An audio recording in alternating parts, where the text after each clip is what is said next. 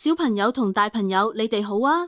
今日福音講到，耶穌嚟到耶里哥，正穿過嗰座城，有個人叫匝凱，係個稅吏長，又好有錢。佢好想睇下耶穌係乜人，但因為人太多，而佢又矮，所以睇唔到。於是佢跑咗去前面，爬上咗一棵桑樹，好等耶穌經過嗰度嗰陣，可以睇到佢。耶穌一到嗰度，抬頭望住佢，話：匝凱，快啲落嚟，今日我要住喺你屋企。匝凱即刻落嚟，歡歡喜喜咁接待耶穌。啲人見到就議論話：佢竟然去咗罪人屋企住啊！匝凱起身話：主啊，我會將我一半財產分俾窮人。如果我呃個人，我要還4倍。耶穌話：今日救恩嚟到咗呢間屋，因為呢個人都係亞巴郎之子。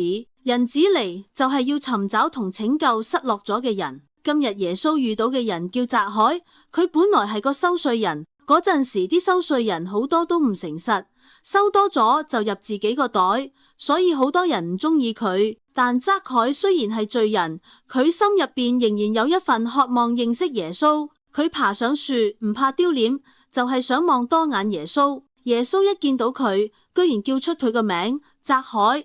呢個動作好窩心啊，因為代表耶穌知道我哋每一個人嘅名。佢唔介意我哋以前做錯乜嘢，只要我哋肯打開心門，佢就想嚟我哋屋企，即係我哋嘅心入邊。匝凱因為遇到耶穌，成個人改變咗，佢唔再掛住錢，而係想幫人補償人。呢一就係悔改嘅真正意思，由內心改變方向，翻嚟天主身邊。我哋反思一下，我有冇似匝凱咁想望一望耶穌呢？我有冇試過因為怕人睇小我就唔敢親近主呢？如果耶穌今日對我講，我想住喺你心入邊，我會點回應呢？主耶穌，好多時我都覺得自己唔配見你，但你仍然叫出我嘅名，邀請我打開個心，求你住喺我個心入面，潔淨我，改變我，令我好似匝凱咁，因為遇見你而變成新嘅人。阿們。